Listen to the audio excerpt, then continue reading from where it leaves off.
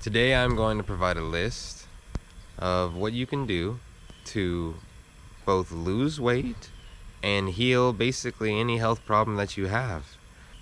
In the long term, you will heal your body of any problems, any health problems. And the goal of this to be, maybe you don't want to do all of these things in the video at first. Maybe just pick a few, and then slowly that might motivate you to maybe want to do the other things and do all of them at some point, and be the picturesque of health, heal your body, and take control of your life and freedom. So the first one, stop eating so many meals. Stop eating so many times. You only need to eat 1-2 times tops a day. I prefer 1 meal a day, but you don't need to eat more than that. Ideally, the time you want to eat at, if you are only eating one meal a day, would be around noon to maybe 3 p.m. That gives your body plenty of time to digest, and it's middle of the day, so you have your body, you've been awake for a while, and there's also plenty of time before you go to bed. So by the time you go to bed, it'll have been fully digested. And also, you're gonna eat a nice large meal that you look forward to, you enjoy. So you will be full. I mean, after you're done, you obviously be full, but ideally you're full enough to where you're not hungry by the time nighttime, by the time bedtime comes around. So you're less likely to snack or anything like that. So don't limit yourself as far as food goes. If you're eating 1 meal a day, then enjoy whatever it is you want to eat, meat aside. But other than meat, enjoy whatever it is you want to eat. It's about sustainability. This is something you do for the rest of your life, and you're gonna want to have a good relationship with food. It's understandable. So still enjoy whatever food that you would like to eat. And an argument for like only eating 1 meal or fasting for rapid weight loss, the only argument you can make is you might lose a little bit of muscle tissue. Now, the only people that would be worried about this are massive bodybuilders that have a lot of muscle, and they could lose some muscle tissue, which you can gain back, just like you can gain back fat, but you can regain the muscle tissue. So if you need to lose weight and you don't work out, then you have no muscle tissue to lose. So you really have nothing to lose. You may as well just fast and lose weight a little bit more rapidly as well. Number 2, like I was just touching on, cut meat out from your diet. Take meat out of your diet. There's no reason to be eating meat anymore. There was a period of time long ago where we needed to eat meat due to the climate.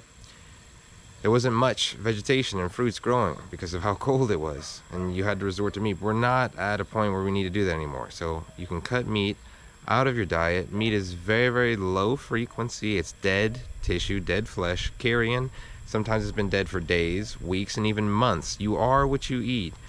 You want to be very old dead flesh? Why would you want to be that? So ideally, you want to eat vegetables and fruits. Fruits being the highest frequency of food, the most water rich, most water dense. Fruits, obviously, even more so than vegetables. Not to say vegetables are bad, but fruits a little bit more so than vegetables because they're obviously more water dense, and that makes it easier for our body to break them down. That's even less strain on the digestive system, less strain on the body to break down, digest, and therefore even more time for our bodies to do its natural thing, heal. With fruits, you have less toxin waste buildup in the body because they're so water dense, and therefore it's easier for your body to clean out what little toxin there is and get back to the process of healing.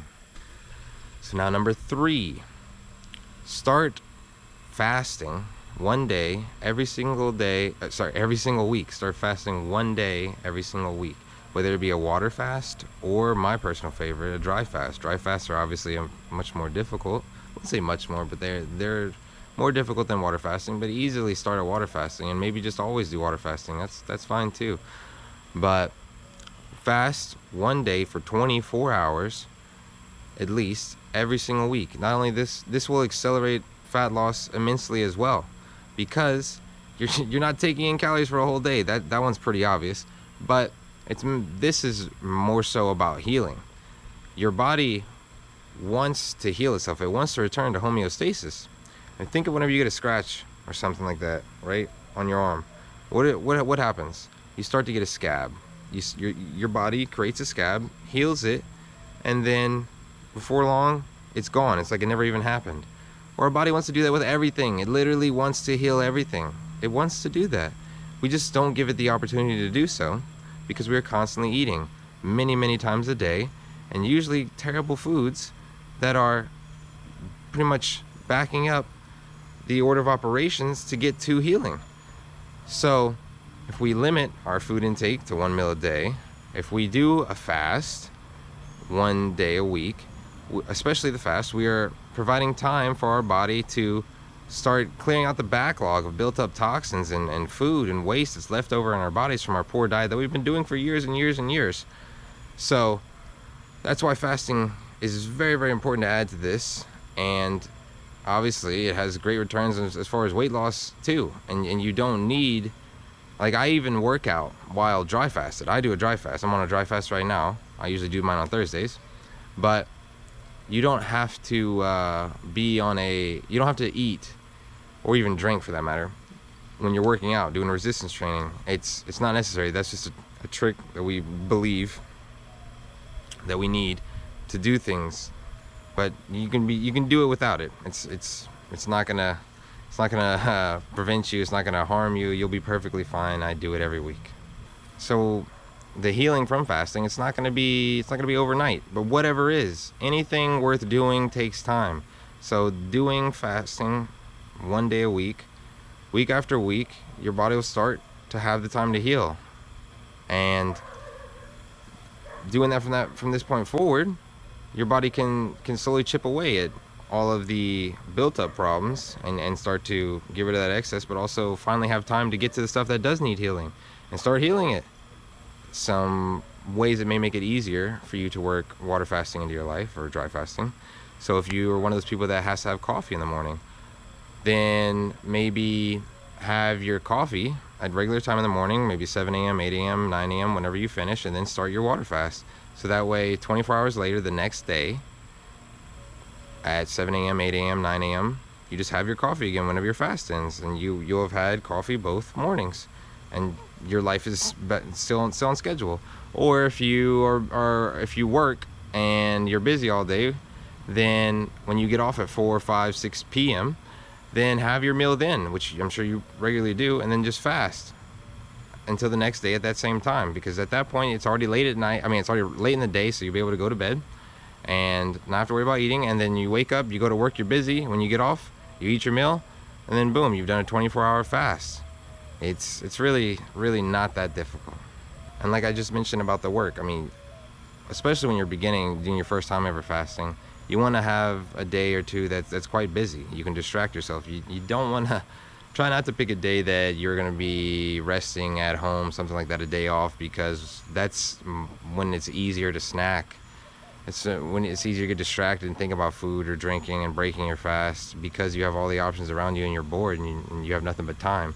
So ideally pick a day that would be rather busy, and then you'll notice that it's all in the mind. You have all these patterns that we've built up, that you have to have breakfast. Breakfast is a joke anyway. Get rid of breakfast. Stop eating breakfast. That you need to eat these 3 or 4 meals a day, that you're hungry at these certain times. That's all in your head. Just tell yourself, whenever you feel that feeling that you associate with hunger, because that's not at all the same thing, you can just tell yourself out loud, I am not hungry. This is all in my head, and watch it start to disappear, because it's just these patterns and your belief system. Once you believe that you're fine without eating right now, that you'll be okay, then you will be okay. It's as simple as that. All right, number 4, weight training or resistance training. Do this at least 1 to 3 days a week. I mean, 3 would be ideal, but 1 is way better than nothing. 1 is way better than nothing. So at least 1 day a week of resistance training. Resistance being weights, where there's a resistance load for you to press against, or pull against, push or pull, right? and this will obviously also accelerate your weight loss, but you'll also be building muscle, and muscle is very important because they did a study on older individuals that had worked out, had strengthened their legs. They had longer lifespans. These people had longer lifespans just because they had done strength training with their legs. They had strengthened their legs, because whenever you get older, that's whenever you start to lose balance, especially if you have weak legs. You lose balance, you use the strength in your legs, and then you fall. And so if you fall, you might break your hip. If you break your hip, I mean, you're pretty much done and dusted at that point. It's so hard to recover at an old age, especially because of the way most people's diets and lifestyles are. They're not doing any of these practices, so they're going to be pretty much fully on medication and relying upon that, so they're not going to be able to heal anything at all. And then weight training, resistance training, is also correlates to not only just building muscle size, but also bone density. If your bones are thicker, then if you fall, then your bones are less likely to break or fracture. So it's a twofold. That's why these people live longer if they have stronger legs. So I'm not saying just work out the legs, which you should work out the entire body, but the legs are very important. Never skip leg day. And you have your largest bones in your legs. It's not just losing weight that comes with weight training and building muscle, but you are in the long term helping and setting yourself up to keep your balance in your legs, keep your mobility as well. These are things that are easy to overlook now, but you don't want to regret it later on. You can just keep that all just by doing even one workout a week. And like I said before, you can easily weight train fasted if you need to. If it falls in that day, then it is what it is. I do it dry fasted, so you can easily do it water fasted. I do multiple things on a dry fasted day. It is not that difficult. It may be the first time for you because you have all these mental barriers that you've set up, but you'll get over those. You'll see you don't need all this stuff to work out or post-workout, pre-workout, all that junk. You just need the stimulus. Just get the workout in. And not only that, whenever you work out, whenever you weight train, your body is releasing chemicals, hormones. You will actually feel happier after you work out as well. So I mean, who doesn't want to be happier? There's so many benefits of weight training, working out. No reason not to do this. And also on this topic, I wanted to talk about stretching. So stretching isn't just about flexibility, but there's also a strength access. There's a strength part of stretching as well. And I've found stretching to be very, very important for me as well now. And I want to talk about, there's two different types of stretching. There is static stretching and dynamic stretching. Two different forms of stretching. Dynamic is one that involves movement, a fluid motion, whereas this moving your arm around, this is dynamic. This is not static. Static is isolated, completely still. So dynamic would be, like walking your toes up to your head, stuff like that. You want to do dynamics to warm up before you exercise, get some blood flow into them, versus static are the ones that you want to do afterwards. Static should be done afterwards because you want blood throughout your joints, throughout your body, moving around after a workout when you do stretching, because scientifically you are to 30% weaker if you do static stretching. So you're kind of like pulling your joints and your muscles to the absolute maximum, which makes them a little less elastic, and therefore you lose a little bit of strength temporarily. So the reason being, it's a little bit more dangerous to do it before you're warmed up, but also why not do it after a workout? Because then you don't have to worry about losing some temporary strength when you can just put that all into your workout and then get your stretch done afterwards. A static stretch where you hold it. And science has also shown us that you want to hold any static stretch for at least 2 whole minutes. That is the threshold that needs to be reached, or passed as well, but at least reached, to get some results, some bang for your buck for actually doing that stretch. If you don't know what to stretch, then obviously you can look it up, but I mean, a real easy one to look at or think of when it comes to static stretching would be just stretch your hamstrings. Do multiple different hamstring stretches. Everyone has tight hamstrings. All we do is sit all the time. Tight hamstrings lead to tight calves. They lead to a tight lower back, to a tight upper back. Everything gets tight as a result of tight hamstrings, and that's all from sitting. So get your phone out, pull out a YouTube video and sit down, or get into a stance where you're stretching out your hamstrings for 2 minutes while you're just watching a little video, and then do another one. You can just watch a video the whole time. It's not difficult. Do it right after a workout, ideally. That's the easiest time. You're nice and warm at that point. Then get your stretches out the way. That's what I do, and I highly recommend that, and it makes it so much easier, and you feel so much better. I mean, think of it like a physical flossing, like you're flossing your joints and in your body as well. So as we're painting a picture of total health here, both the inside and the outside, we want to be healthy. Number 5, walk around outside on the ground, on the grass, for at least 10 minutes every day, barefoot. So science also shows us that just being barefoot outside on the grass ground, for at least 10 minutes, you can actually increase the blood flow throughout your body.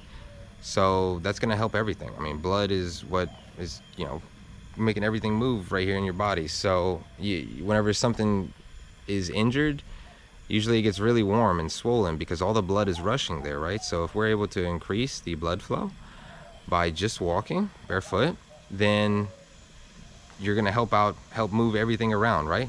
And the only reason it's getting sedentary is because of our lifestyles that we have these days. So there's that aspect as well, but also just being barefoot outside, even for 10 minutes, it's going to help strengthen your feet. Our feet have been so coddled. They're so weak now because of all the cushion in these shoes that we use nowadays. So if you want to strengthen your feet, because they're your foundation. They hold up everything. Everything's on top of them. So if your feet are weak, then you're going to have pain in your feet as a result of everything sitting on top of a poor foundation. So don't neglect that. Just do 10 minutes easy, walking on the grass, whether it be in the morning, in the afternoon, whenever you can, but at least 10 minutes every day. Simple, fixes your foundation, and also increases your blood flow and helps heal a little bit more. No reason not to. Number 6 would be get some sunlight. I know that one sounds easy or obvious, but first thing in the morning, get some sunlight into your eyes. It helps with your circadian rhythm. It helps wake you up. But ideally, first thing in the morning, get some sunlight on your skin, right? In your eyes. Looking into the sun is a bit difficult, but you can just close your eyes and look at the sun, and you can actually slowly heal your eyes as well, because the sun is a healing ray. I mean, look, all it does is grow. It grows plant life. That's what the sun does. So just looking at the sun with your eyes closed is enough to literally slowly heal your eyes as well. For people with impaired vision, or have to wear glasses, I mean, just try using this as well, just for a couple minutes each day, like literally just like 2 or 3 minutes, if that, every day as well, at the sun. And I have a video that talks about this in more detail, that you can actually heal your eyes. There was a man who did this. I can't remember his name. This is from like the 1920s, 1930s. I mean, he was legally blind, and he took it upon himself to just take off his glasses so he would strain a little bit more, obviously for periods of time, to make his eyes work because they're a muscle, and then do some closed eye looking at the sun, and a little bit of just obviously open eyes, but not too much. I mean, there's certain times of the day where you can do that when it's a little bit easier on the eyes, but mainly just closed eyes. That's enough to heal the eyes. So get that sunlight in. That also naturally helps to produce vitamin D. Like, we need sunlight. Obviously, you can't have too much, just like you can't have too much of anything. We're made of water. You can drown yourself.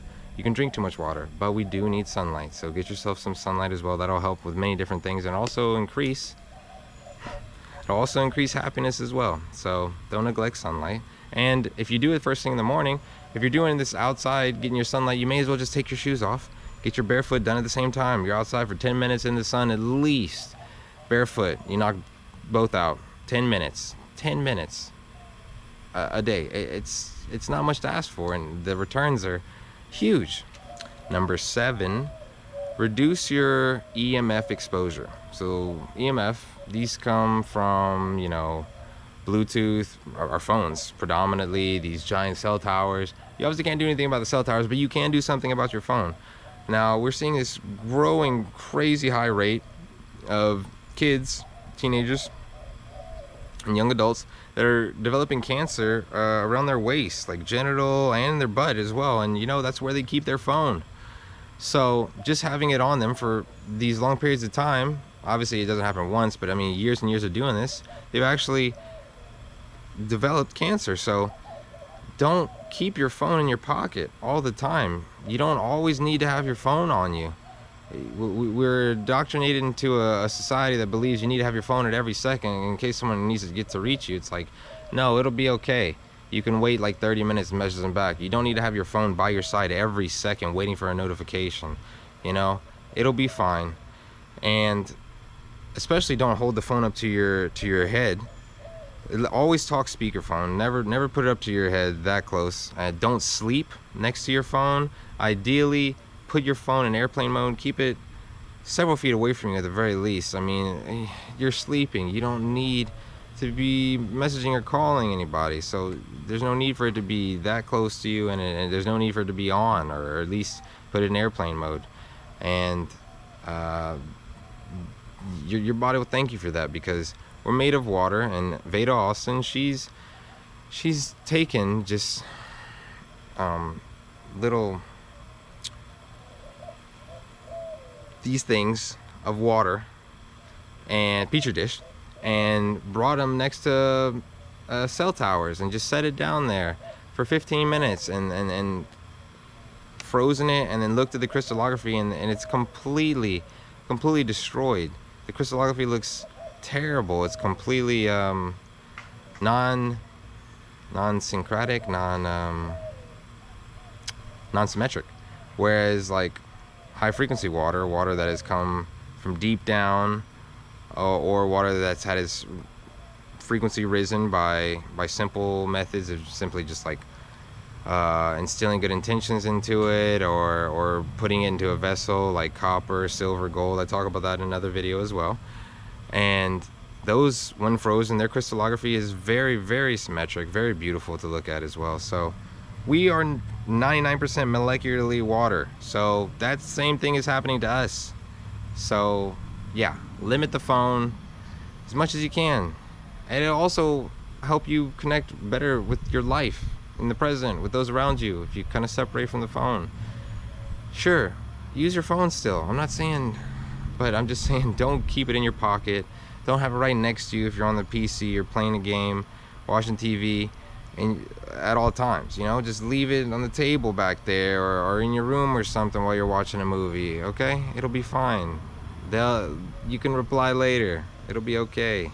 And lastly, number 8, stop worrying so much about germs. Okay, sure, your hands get all gross and stuff, wash them, but we're in a society right now, thanks to the big old C especially, that we need to absolutely just clean everything over and over, and that's the word I was trying to think of. Disinfect. We need to constantly disinfect.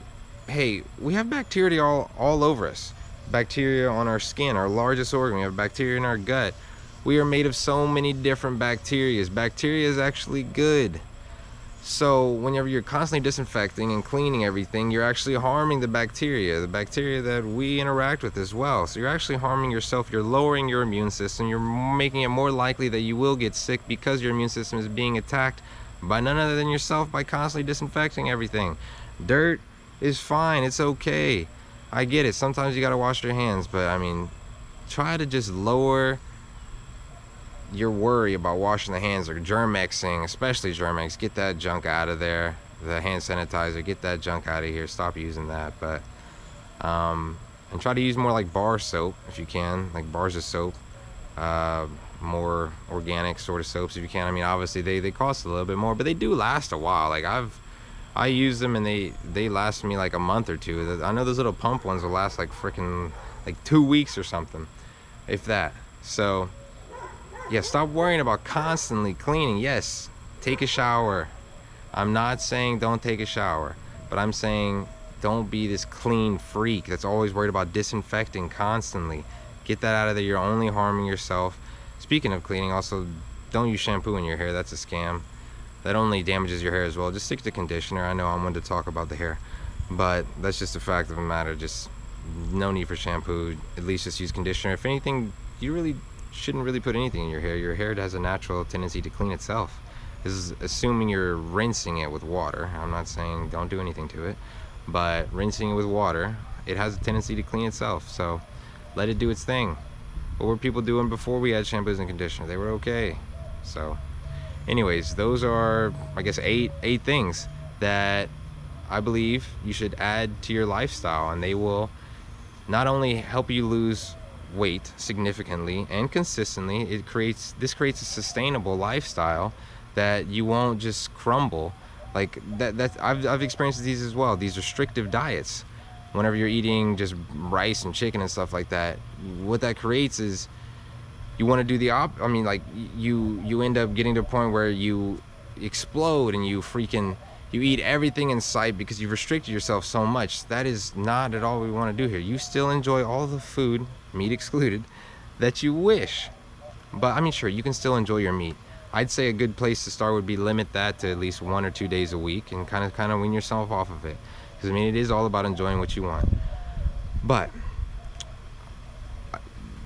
other than the topic of meat, enjoy what you wish. Still have that dessert that you want. Just eat that one meal and eat until you're full.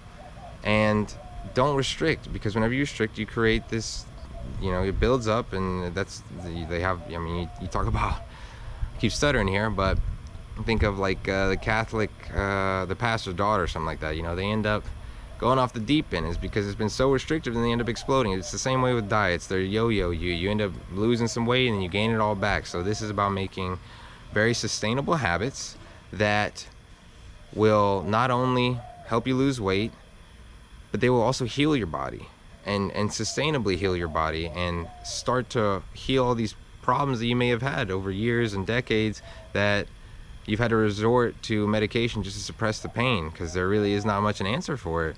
But there is an answer. There is an answer for it. Okay? It's just, shockingly, it's stop. Stop eating. Stop all the drinking. Stop doing that. And your body will heal. But, I mean, obviously, pharmaceutical companies, they can't make money on that. So, they ain't gonna sell you that. There ain't nothing to sell you. It's too easy. It's too simple. You'll find that the more true it is, the more simple it is. This complexity is junk. All this super complexity, the more simple it is, the more beautiful it also is. It's beautiful in its simplicity, and it's simple and it's easy, and everyone can do it. It's available to everyone. That's why it is simple, and that's why it exists, because it is so simple, because it is available to everyone. So take back your freedom, take back your health that everyone rightly deserves. We all deserve it. We don't deserve to be in this dilapidated state that our society pushes upon us because they can turn a profit from it. Take your freedom into your own hands. Screw all of them. Screw the pharmaceuticals, the pharmaceutical company, the oil company, schooling, all that junk. You need to be taking these vitamins, this vitamin, this. No. If you just focus on these things, you will be healthy. You will heal all of your problems, and you will look like you're healthy as well, which generally, that's not all the time, but generally, if you look healthy, it's because you are healthy. That's obviously not always the case, but it'll also create motivation. If you start seeing results and you start to look healthier, then you're going to want to be even more healthier. So maybe you might do a couple of these, and you might only want to do a couple, but maybe that'll motivate you after some point to end up wanting to doing them all. I do them all, and I'd recommend that for everyone. And yeah, I guess that's pretty much it. So good luck, and I hope that you try some of these things at the very least.